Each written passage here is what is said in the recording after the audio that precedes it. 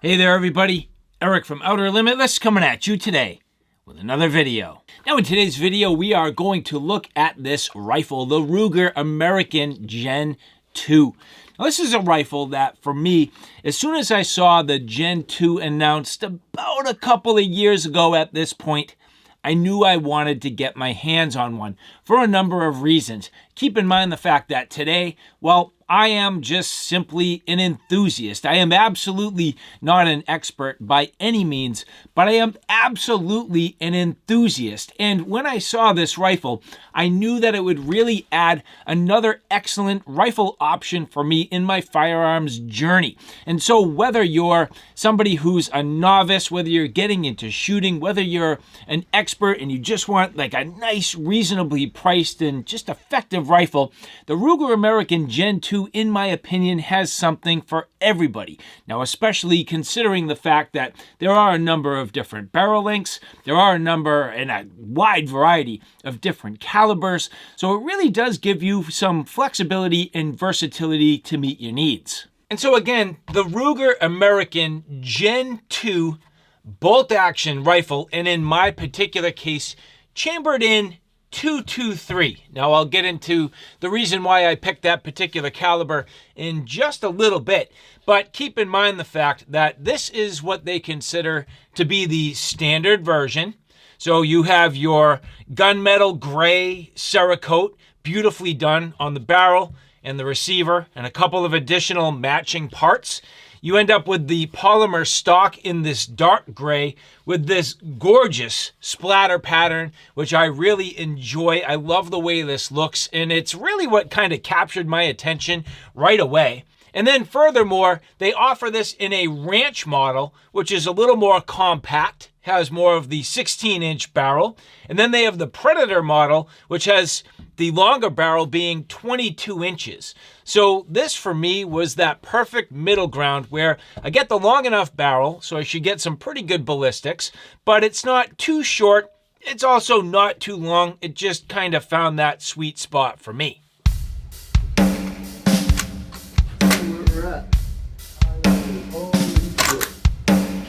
I'm assuming red is dead. Is red is dead or red is safe? Well, I guess we're gonna find out.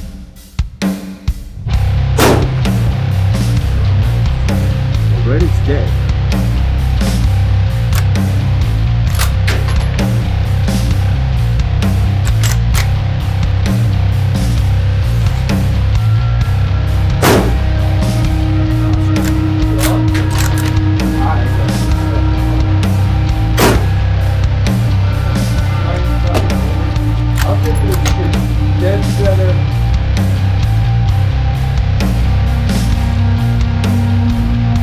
Going down to 5. So that's...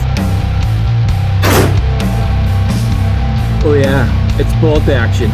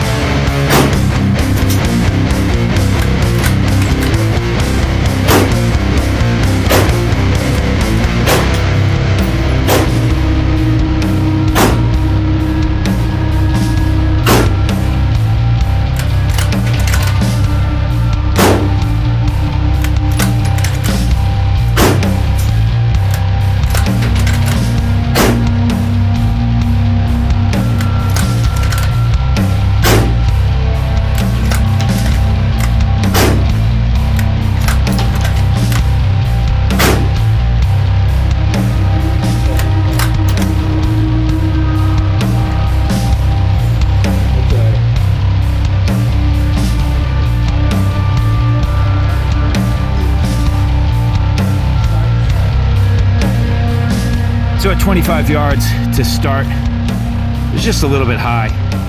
Brought it down. Made some corrections, not too bad. It's doing good. That's not bad.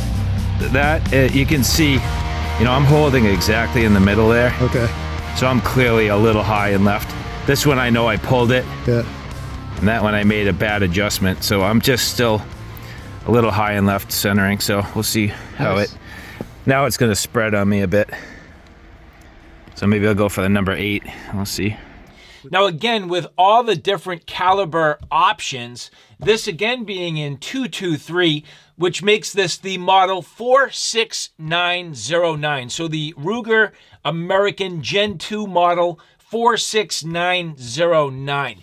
And when you look at the wide variety of calibers, each one of the different barrel lengths, so in other words, the Ranch model, the Predator model, or the Standard model, each having slightly different options in terms of the caliber, slightly different options in terms of the magazine, and ultimately the round capacity. And so for me, this made a lot of sense for a number of reasons. Keep in mind the fact that I could have got this in 6.5 Creedmoor. I could have got this in 308 Winchester. I could have got it in 450 Bushmaster.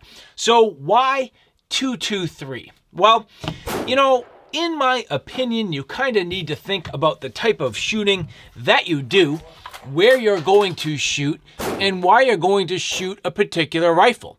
And yeah, I could have got this in a ton of different options, and I would have loved to have said, well, you know, I think 6.5 Creedmoor or, you know, 308 Winchester would have made a lot of good sense. I could use this as, you know, a hunting rifle, and I could hunt deer, but bottom line is, well, A, I'm not really much of a hunter. Now, I would love to have that in my repertoire and capabilities, and yeah, I'm, you know, going to grow and learn and all the good stuff that comes with that. But how often am I going to realistically use this to hunt deer? At this point where I live, I'm not even permitted to shoot deer with a rifle. So I would have to go someplace else to even do that. And bottom line is, this would basically have to become an SHTF deer hunting rifle for me to even hunt deer with this. So to me, 223 made a ton of sense, where I'm already carrying that caliber in other rifles that I own. And so why not have a bolt action rifle that I can plink with, gain the proficiency, basically shoot for reasonable money without completely breaking the bank. And so to me, 223 actually made a ton of sense because I'm already carrying that caliber in my safe, and it's nice to be able to pull this out and use it when I need.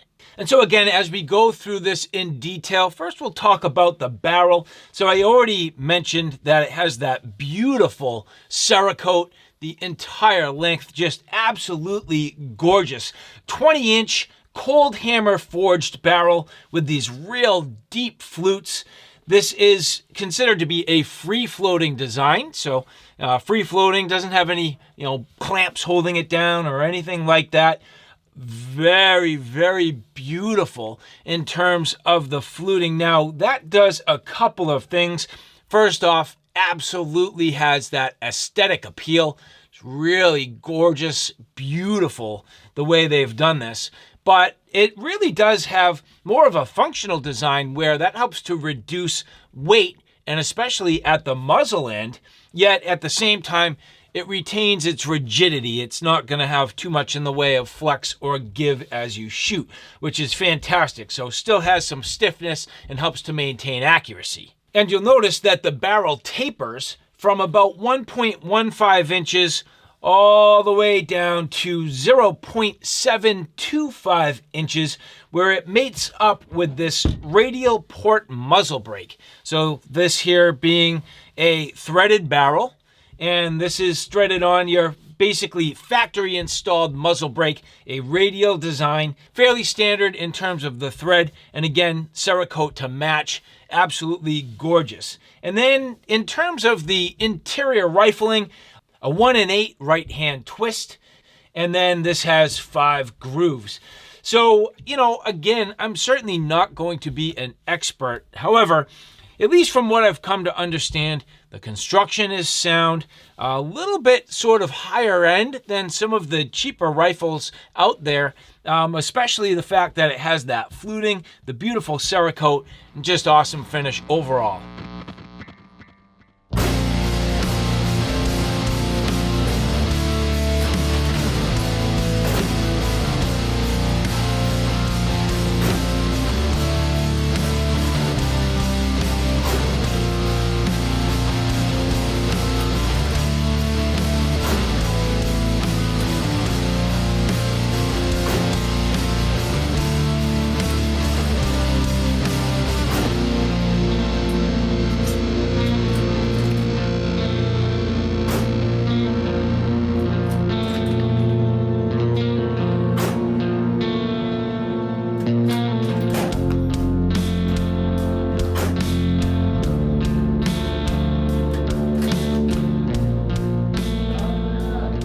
So first round of 10 at 100, a little bit spread, taking a little more time.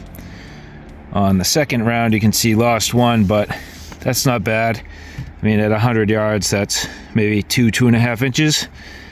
So I'll take that, and definitely a few clustered up. So that's pretty decent for day one. First time shooting that was great. The receiver having that gray Cerakote as well, made from alloy steel. This is very nicely badged and etched. Very simple, yet nicely done at the same time. And there are no factory sights that come on this particular rifle. However, it does come with a factory mounted pick rail. So you can see in this particular case, I opted to mount my Discovery Opt scope. This is much larger than I would tend to need, and especially for what I am doing, and has a higher power than what I would typically need, but it's just such a beautiful scope, and I love the fact that after shooting at this point, I have this fairly well dialed in, and it just works well for my needs. A little heavier than I need, and being a 5 to 30 time power, I really don't need 30 time power at the 100 yard range that I shoot at, but it's nice to have it, and this is just an absolutely beautiful scope. Now the bolt handle is also Cerakoted, so a nice little touch. And so as we move the bolt in and out, you can see nice action. Again, nicely done. They consider this to be a 3-lug design. And so as we flip this over, you can see the ability to pull the bolt out. So basically going to push this lever down and slide the bolt out. That's going to work well for my ability to clean this easily. Get my cleaning rod through the back end, push it through, get my bore snake through, clean everything out easily without a significant disassembly. But then again, back to the bolt, that 3-lug design, this is very simple. Again, the ability to remove this and just clean everything. This is going to be a nice design and something that for the general user should be fairly easy to maintain. So the ability to clean, very simple, easy to maintain. I love that. Then in terms of the bolt, this has what they're saying is a 70-degree lift, where other rifles, it may be more towards like 90 degrees, but this is the 70-degree. And this will eject the rounds basically horizontally instead of kind of up more, which is going to avoid the windage turret of your scope. So that is all part of the Gen 2 design. As we take a look at the rear of the receiver, you can see the 3-position safety. So in essence, when this is fully locked, so in other words, all the way down, you can't even move the bolt. So that's going to be your fully safe position. Then in the second position, so halfway up, and if you're not careful, you can see you can bypass right back past it. So halfway up, that's going to allow you to actually operate and cycle the bolt, yet the trigger, which I'm not going to pull, but will not depress. And then all the way up, well, that is red is dead. So that will allow you to fire. Now in terms of the trigger, the Ruger American Gen 2 has an adjustable trigger weight between 2 and 4 pounds. So you can see everything fully clear. going to get this into place, and I have my little trigger scale here, pulling on this carefully until it breaks, and that told me it's closer to 4 pounds. Let's try that again. Here we go. Yeah, so I'm going to say this is factory set to around 4 pounds, at least in terms of the scale that I own. But all in all, it is nice and crisp. Fairly good in terms of the, the wall and the take up and creep. Very minimal. You can see here as I get on this, has that little blade depressing, getting on the trigger, pulling back. Really minimal creep, and you're pretty much right on that. I will do this one more time. You can see as I get on that blade, pulling it back, applying pressure now, little tiny bit of creep, and then the brake. Now, as I mentioned earlier on, one of the reasons why I went with the 223, I really like the magazine. So this is the Magpul 556 or 223 magazine. Very universal, very simple. You can get magazines no problem, tons of them, lots of different sizes and capacities, and I thought this would just be very flexible, versatile, very simple. So plastic PMag here. You can see just the traditional kind of PMag style, and for the most part works out well. Now, I did load these up and I found that it worked pretty well, loaded fairly easily. I had a couple of times where I had to maneuver things around, but not a big deal. And again, as we get this installed into the firearm itself, pretty straightforward here. Setting straight up and in, clicking into place easily, and no worries. Now, in terms of the magazine release, you'll see it's partly recessed here, kind of maybe protruding just a bit, but a little bit recessed, which is kind of nice. I like the way that looks, and it's not like you need to really, I don't know, I'm never personally going to be using this for more of that sort of fast reload or tactical application. So the fact that it's fairly flush, but still fairly easy to get on, that's nice. And just to clarify, in this particular model and the way this comes set up from the factory, this is a 10-round capacity. And as I mentioned, of course, you can get different capacities depending on what you're trying to do. Now, generally speaking, the stock is a standard yet beautiful design. I really like the way this looks for a factory stock. You do have some aftermarket support. There's a ton of other options out there. Companies that have been making Ruger American stocks for quite a long time and have pretty much adapted to the ability to leverage the Gen 2, which is definitely cool. This is nice where you have a little bit of flexibility. So this comes with the sort of low-rise comb factory installed. So you can see here, it bumps up for your cheek weld. And for me personally, I will go up in size. So as an additional accessory, you can buy 2 other sizes. So the low here is what they call the 1/2 inch. You can also get a 5/8 inch or 3/4 inch comb, which I will be probably putting the full 3/4 inch on here. I do like having a slightly higher rise personally. It's always seemed to work out better for me. And then you also have a spacer. So in the back end here, this is a spacer going into that pad. And the spacer can be taken out, and this whole entire rifle stock can be shortened up for the length of pull, or you can get additional spacers, which are kind of in between. So as this comes factory fit, right now I have a 13.75 inch length of pull, or I can remove this spacer, which then gets me down to 12 inches. Or if I get the additional accessory spacers or, the add-on spacers, I can get in between, being 12.75 or 13.25 inches for that length of pull. The pad on the back, very nice. So nice recoil pad there. You can see flex and give. Works well for me. There are other options out there if you wanted to change it up, but for me personally, that's just about perfect. I probably wouldn't mess with that at all. Now you do have the swivel mounts here for your sling.